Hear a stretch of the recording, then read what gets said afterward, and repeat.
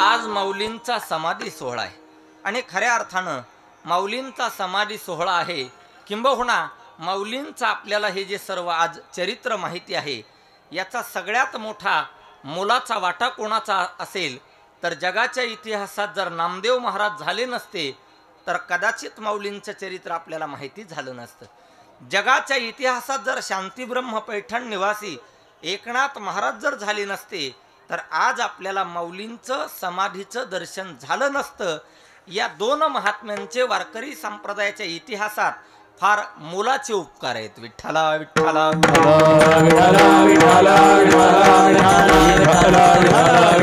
वास्तवात जगाच्या पाठीवरती अनेक पंथ आहेत, अनेक संप्रदाय आहेत, पण वारकरी संप्रदायासारखा संप्रदाय जगाच्या पाठीवरती दुसरा कोणताही नाही.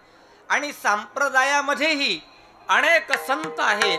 किंबहुना आमचे गुरुवर्य शांती ब्रह्म मारुती बाबा कुरेकर पाठात सांगत असतात की बुवा, या महाराष्ट्रामध्ये संतांचं उभं पीक आलेलं आहे, पण संतांचं उभं पीक जरी या महाराष्ट्रात आलं तरी जगाच्या पाठीवरती ज्ञानोबारायासारखा संत मात्र आत्तापर्यंत झाला नाही, आत्तापर्यंत झाला नाही. एक पुस्तक मी आणलं मागे, अगदी पुस्तक 500 रुपयाचं होतं, पण आणण्यासाठी 1,500 रुपये घातले बरं का पुस्तक. त्या पुस्तकाचं नाव असं आहे, यांनी घडविले सहस्त्रक. यांनी घडविले सहस्त्रक. त्या पुस्तकाचं असं वैशिष्ट्य आहे, त्या पुस्तकामध्ये 1000 वर्षामध्ये 1000 मोठी माणसं झाली आणि त्या सगळ्यांचं संक्षेपानं चरित्र त्या पुस्तकामध्ये सांगितलेलं आहे. त्याच्यामध्ये राजे असतील, त्याच्यामध्ये संशोधक असतील, त्याच्यामध्ये अनेक प्रकारची मंडळी, संत, कवी, सर्वच प्रकारची मंडळी आहेत. त्या पुस्तकाचं वैशिष्ट्य असं आहे, 1000 वर्षात 1000 मोठी माणसं झाली, पण त्या सगळ्या मोठ्या माणसांमध्ये कमी वयाचे महापुरुष हे ज्ञानेश्वर महाराज होते. विठ्ठला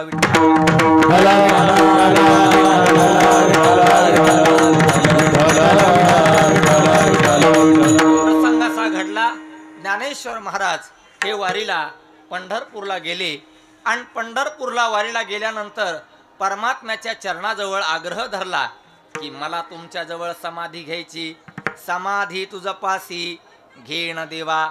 आग्रह केला, पण परमात्म्याने सांगितलं ज्ञानेश्वर महाराज तुम्हाला इथे समाधी घेता येणार नाही. का?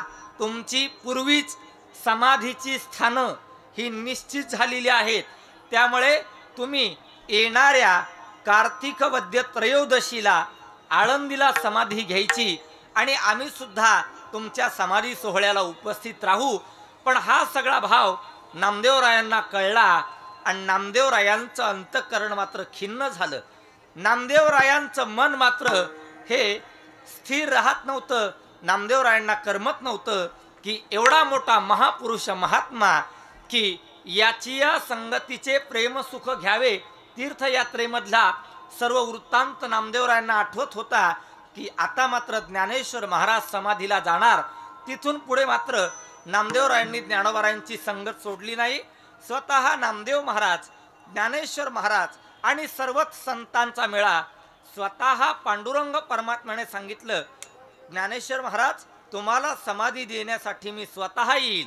प्रसंग असा आहे, सर्व संत हे पांडुरंगाची वारी करतात, पण पांडुरंग परमात्मा आमच्या ज्ञानेश्वर महाराजांची वारी करतो. विठ्ठला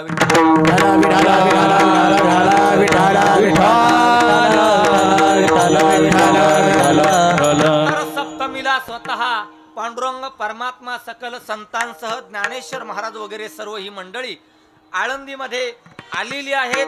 आणि आळंदीमध्ये आल्यानंतर आळंदीमध्ये सर्व संत मंडळी येऊन स्थापित झालेली आणि ज्ञानोबारायांच्या समाधी सोहळ्याला गंधर्व आले होते, अनेक प्रकारचे 84 सिद्ध आले होते, अनेक प्रकारची मंडळी आलेली होती. आणि म्हणून मग आता सर्व संतांना नामदेवरायां पण अगदी नामदेवरायांनी सर्वच प्रकारची वर्णनं केलेली आहेत. आपल्या सगळ्यांना प्रमाण पण पाठ आहे. हो, पण स्वतः परमात्म्याने ठरवलं की ज्ञानोबारायांना समाधी द्यायची, ज्ञानोबारायांना समाधी द्यायची.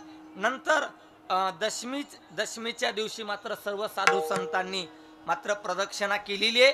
एकादशीला जागर केलेला आहे आणि द्वादशीला मात्र ज्ञानोबारायांना सुंदर असं इंद्रायणी मातेचं स्नान घातलेलं आहे. अगदी स्वतः भागीरथी, इंद्रायणी ह्या सर्व नद्या, मनकर्णिका ह्या सर्व नद्या स्वतः पांडुरंग परमात्म्याने ज्ञानोबारायांना मात्र स्नानासाठी दिलेले आहेत असं समाधी प्रकरणामध्ये वर्णन सुद्धा आहे. प्रमाण सगळ्यांच्यात पाठ आहेत. पण प्रसंग असा घडला, अगदी नामदेवरायांना मात्र करमत नव्हतं बरं का. आणि प्रसंग असा आहे बरं का, थोडंसं चरित्र चुकीचं सांगितलं जातं.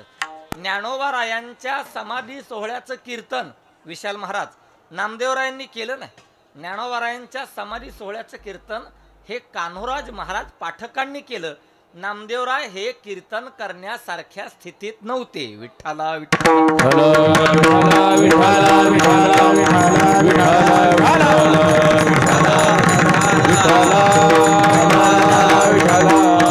मग आता त्रयोदशीचा दिवस उजडलेला आहे आणि त्रयोदशीला अगदी स्वतः सर्व साधू संतांची अवस्था काय झालेली आहे. नामामणे संत कासावीस सारे लाविती पदर डोळी अशी. कशाप्रमाणे नदीची या मास्या घातले माजवण, तैशी जनवण कालवले, बांधल्या पेंडीचा तुटला से आळा. याप्रमाणे सर्व संतांची स्थिती झालेली आहे. आणि अगदी स्वतः निवृत्तीनाथ महाराज रडायला लागलेले आहेत. निवृत्तीनाथ महाराजांना मात्र पूर्वीची आठवण झाली बरं का. आई वडील तर लहान असतानाच निघून गेले, पण माझ्या ज्ञानोबारायांनी मात्र मला कोणत्याही प्रकारचा त्रास दिला नाही. स्वतः निवृत्तीनाथ महाराज रडायला लागले.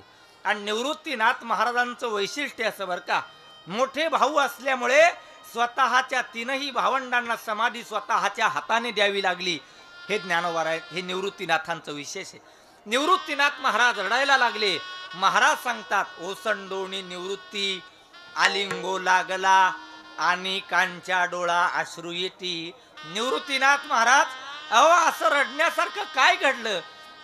त्यावेळेला निवृत्तीनाथांनी सांगितलं की बाबा, माझ्या माऊलींनी मात्र माझी कधीही उपमर्द केला नाही बरं.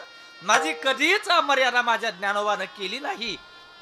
अमर्यादा कधी केली नाही येणे, गुरु शिष्य पण सिद्धी नेले. स्वतःच शिष्य असणारे ज्ञानेश्वर महाराज, पण शिष्यांनी माझं गुरु पण सिद्धीला नेलं. नाहीतर व्यवहारात प्रसंग असा आहे, गुरुलाच शिष्य पण सिद्धीला न्यावं लागतं. विठ्ठला विठ्ठला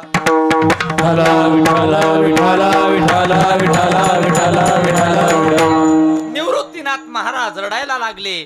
आणि असं विचारलं, पूर्वीच्या आठवणी जागृत झाल्या, काय केलं.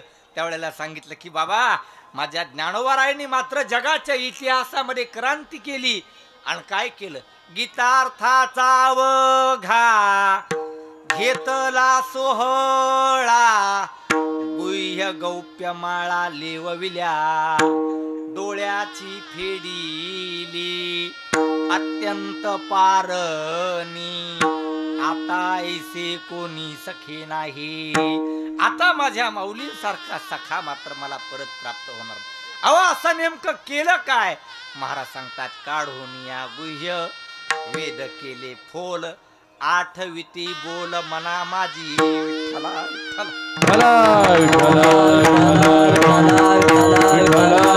अरे निवृत्तीनाथ महाराज रडायला लागले. स्वतः चिमुकली मुक्ताबाई सुद्धा रडायला लागली. ज्ञानदादा, काही चुकलं का? अहो काही त्रास झाला का आमचा तुम्हाला? आई वडील तर लहान असतानाच गेले. तुमच्या आधारावरती आम्ही जगलो आणि तुम्ही आम्हाला सोडून चालला. स्वतः ती चिमुकली मुक्ताबाई, आई वडील मध्यरात्रीचीच गेले. आणि सकाळी उठल्यानंतर मात्र त्या मुक्ताईची अवस्था आहे, माय मेली बाप मेला, मेले बाप मेला, माय मेली बाप मेला, माय मेले बाप मेला. आता सांभाळी विठ्ठला, आता सांभाळी विठ्ठला, आता सांभाळी विठ्ठला, आता सांभाळी विठ्ठला, आता सांभाळी विठ्ठला, आता सांभाळी विठ्ठला. हे देवा, आई वडील तर मध्यरात्रीच गेले बरं. आणि आता ज्ञानेश्वर महाराज सुद्धा चाललेत. मुक्ताबाईच्या सुद्धा आठवणी जागृत झाल्या. हो, सोपान काकानी मला सांभाळावं आणि स्वतः ज्ञानोबारायांनी आणि निवृत्तीनाथांनी मात्र भिक्षेला जावं. निवृत्ती ज्ञानदेव भिक्षेशी जात सांभाळी सोपान मज लागी. स्वतः ज्ञानोबारायांनी मात्र माझ्यासाठी भिक्षा मागून आणावी. कधी कधी भिक्षा नाही मिळाली तर मुक्ताईची समजूत त्या चिमुकल्या मुक्ताईची ज्ञानोबारायांनी काढावी. ज्ञानेश अगदी मुक्ताई रडायला लागली. सोपान काका सुद्धा रडायला लागले. अरे सर्व संत रडायला लागले. नव्हे नव्हे जगाचा चालक मालक असणारा पंढरीच्या पांडुरंग परमात्मा सुद्धा रडायला लागला. आणि रुक्मिणी वाळमातेने विचारलं, महाराज अहो जग रडायला लागलं तर जगाचे अश्रू पुसण्याचं काम तुम्ही करायचं देवा, आणि तुम्हीच रडायला लागल्यानंतर तुमचे अश्रू कुणी पुसायचे. त्यावेळेला परमात्म्याने सांगितलं, अगं रडू नाही तर काय काय झालं. अगं आज एक मोठा महात्मा समाधीला चाललाय. प्रसंग आपल्याला सगळ्यांना माहिती आहे, प्रमाण पण आपल्याला पाठ आहे. देव म्हणती रुक्मिणी हा एकची योगी देखिला नयनी, हेची ज्ञान संजीवनी जाण त्रैलोक्यासी. धन्य धन्य धरातळी जो या ते दृष्टी निहाळी, तो वाहात येईल टाळी वैकुंठ भुवनासी. जो करील याची यात्रा तो तारील सकळ ही गोत्रा, सकळ ही कुळे पवित्रा याची निदर्शने होती. अलंकापुर हे शिवपीठ पूर्वी येथे होती निळकंठ, ब्रह्मादिकी तपवरिष्ठ येथेची पै केले. इंद्र येऊनिया भूमिसी याग संपादिले अहर्निशी, इंद्रायणी इंदोऋषी पंचकृषिया पासोनी भोवती वनवल्ली वृक्षी. येथे देव येऊनी होती पक्षी, हे असे नित्य साक्षी असती नासती उदके. हे पंढरीहुनी सोपे जनाची हरावया पापे, कळीकाळ कोपलिया कोपे नचले अलंकापुरासी. आणि एवढं सांगितल्यानंतर का रडता म्हणणारी रुक्मिणी माता सुद्धा स्वतः रडायला लागली.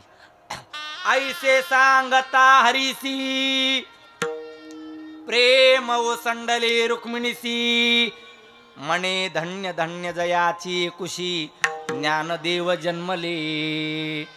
अहो एवढे ज्ञानेश्वर महाराज समाधीला चाललेत, त्यांचे आई वडील कसे असतील. त्यावेळेला पांडुरंगाने सांगितलं, अगं आई वडील तर लहानपणीच निघून गेले आणि आता ज्ञानेश्वर महाराज सुद्धा समाधीला चाललेत. विठ्ठला विठ्ठला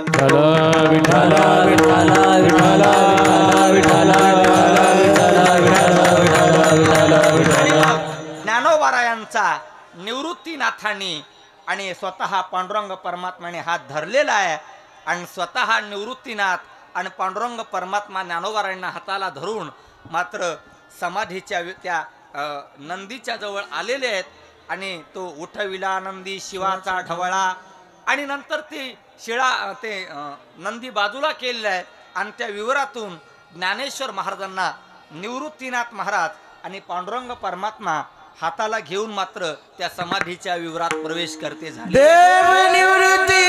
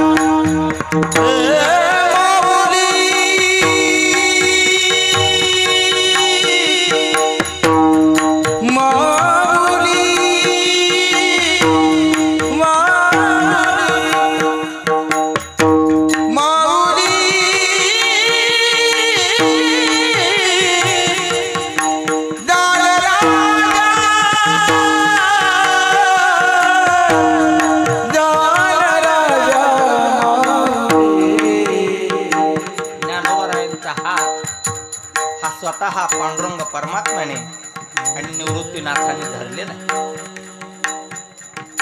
आणि हाताला धरून मात्र ज्ञानोबारायांना त्या समाधीच्या विवरामध्ये आणलेला आहे. स्वतः ज्ञानेश्वर महाराज हे समाधीला बसले झालेले आहेत आणि भीम मुद्रा आहे, निरंजन मैदान आहे आणि ज्ञानेश्वर महाराजांनी मात्र ज्ञानेश्वरी ही पुढे ठेवलेली आणि वरी सुद्धा सकल साधू संतांची सुद्धा तीच स्थिती झालेली आहे. सर्व संत महात्मे हे रडायला लागलेले आहेत. त्याचं कारण असं आहे, ज्याचे आई वडील लहानपणी असतानाच गेले, ज्याच्या आईचा आधार लहानपणीच गेला, वडिलांचाही आधार लहानपणीच गेला, आज ते ज्ञानेश्वर महाराज मात्र जगाचे मायबाप झाले, साधकाचे मायबाप झालेले आहेत. आणि ज्ञानोबारायांशिवाय या साधकांना आळंदीत आहे तरी कोण दुसरं? कुणाचा आधार आहे? गावाकडून विद्यार्थी येतो, कोणत्याच प्रकारचा त्याला आधार नसतो, त्याची कोणतीच परिस्थिती चांगली नसते, पण त्याला ज्ञानेश्वर महाराज मात्र सांभाळण्याचं काम करतात. सर्व प्रकारचं संगोपन त्याचं ज्ञानेश्वर महाराज करतात. आज मात्र ज्ञानेश्वर महाराज समाधीला बसलेले झालेले आणि वरी सुद्धा आल्याड पल्याड पताकांची भार मध्ये मनोहर इंद्रायणी. अलीकडे पलीकडे आताच गर्दी आहे असं नाही, त्याही वेळेला भरपूर गर्दी झालेली आहे. इंद्रायणीच्या पलीकड सुद्धा आणि अलीकड सुद्धा पताकांचे भार समुदाय हे उपस्थित झालेले आहेत. आणि आता मात्र स्वतः ज्ञानोबारायांना निवृत्तीनाथाने आणि पांडुरंग परमात्म्याने हाताला धरून आतमध्ये आणलेला आहे.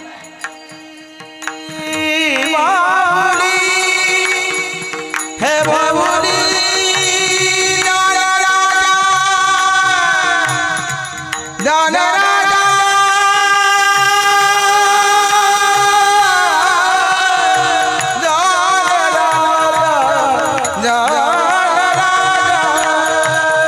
नदीची आमाशा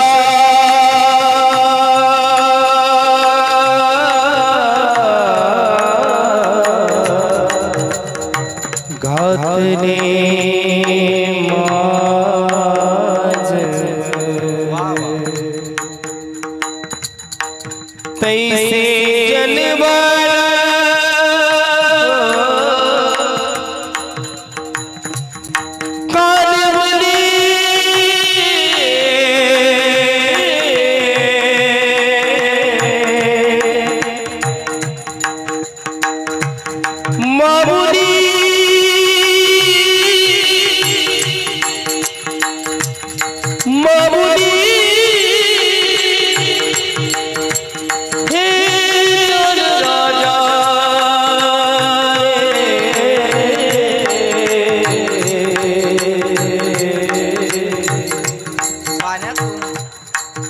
बाहेर काढल्यानंतर त्यांची जशी अवस्था होते, किंबहुना या शरीरातून प्राण बाहेर काढल्यानंतर जी अवस्था होते ती आता मात्र साधू संतांची अवस्था झालेली आहे. नवे नवे सगळ्याच जनाची तशी अवस्था झालेली आहे. तैसे जनवन तैसे जनवन तैसे जनवन कालवली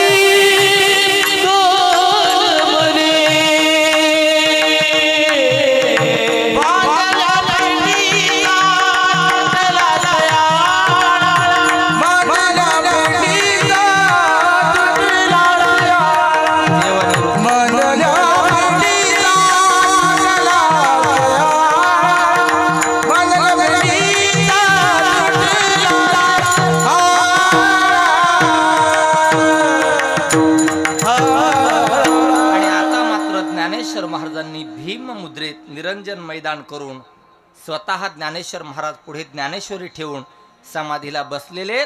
नामदेवरायांची भाषा आहे, आता आपण पुष्पवृष्टी करू. नामदेवरायांची भाषा आहे की बाबा दिनकर शब्द वापरला बरं का. दिनकर आज मात्र अगदी दुपारात सूर्यास्त ज्याप्रमाणे व्हावा तशी आज मात्र अवस्था झालेली आहे. नव्याने आम्ही ज्ञानोबारायांच्या बाबतीत एक वाक्य सांगत असतो की या स्वत्वाचा लोप पावण्याची शीग झाल्यानंतरच या हरपण्याच्या आणि या अज्ञानाच्या अंधकारामध्ये उगवलेला दिनकर म्हणजे श्री ज्ञानराज मौली. पण असे दिनकर असणारे ज्ञानेश्वर महाराज, असे सूर्य असणारे ज्ञानेश्वर महाराज आज मात्र दुपारीच अस्ताला जात आहेत. नामदेवराय सांगतात की आज मात्र नामा म्हणे आता, नामा म्हणे आता लोपला दिनकर, नामा म्हणे आता लोपला दिनकर, नामा म्हणे आता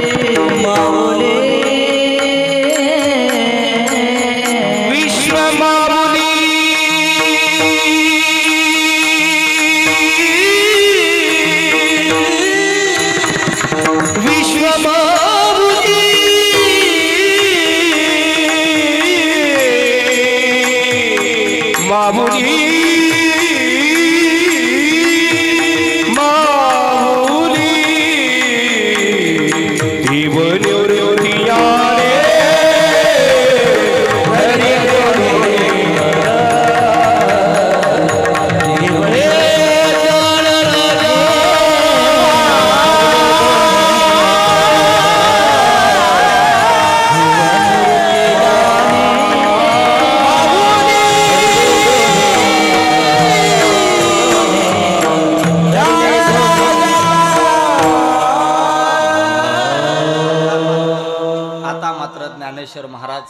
हे समाधीला बसते झालेले आहेत.